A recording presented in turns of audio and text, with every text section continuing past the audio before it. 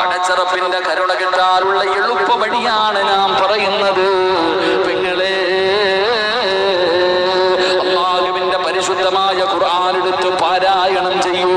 അറിയില്ലെന്ന് പറയുന്ന ഉമ്മ, ഖുർആൻ എനിക്ക് ഓതാൻ അറിയില്ല ഉസ്താദ്, ഞാൻ മദ്രസയിൽ പോയി പഠിച്ചിട്ടില്ല, പക്ഷെ അല്ലാഹു നിന്റെ കണ്ണിന് കാഴ്ച തന്നില്ലേ ഉമ്മ, ഒന്ന് നോക്കാമല്ലോ, അതിന് കഷ്ടപ്പാടില്ലല്ലോ.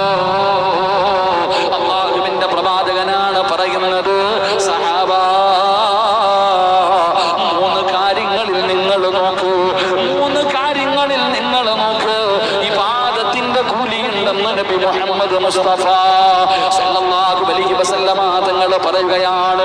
നോക്കുന്നത് തന്നെ ഇബാദത്ത്, നോക്കുന്നത് തന്നെ ഇബാദത്ത്. അതിലെ ഒന്നാമത്തെ കാര്യം എന്തെന്നറിയോ?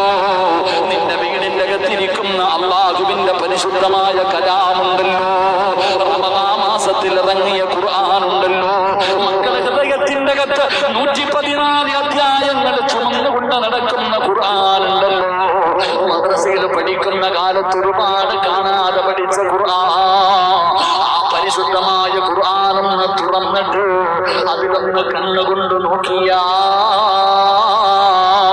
നിനക്ക് ഇബാദത്തിന്റെ കൂടി അല്ലാഹു തരുമെന്ന് നബി മുഹമ്മദ് മുസ്തഫ സല്ലല്ലാഹു അലൈഹി വസല്ലമ തങ്ങൾ പറയുന്നു.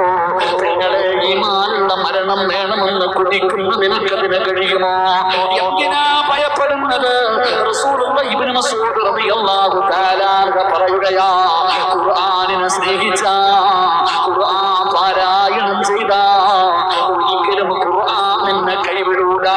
നിന്റെ ഭർത്താവ് കൈവിട്ടാലും, നിന്റെ മക്കളെ കൈവിട്ടാലും, നിങ്ങളുടെ കൂടപ്പുറത്ത് കൈവിട്ടാലും, ഉപ്പാനിന്റെ മാതാപിതാക്കളെ കൈവിട്ടാലും, ഏറ്റവും വലിയ കൂട്ടുകാരൻ നിന്നെ കൈവിടിഞ്ഞാൽ അല്ലാഹുവിന്റെ ഖുർആൻ മറക്കൂല, അല്ലാഹുവിന്റെ ഖുർആൻ കൈവിടൂല.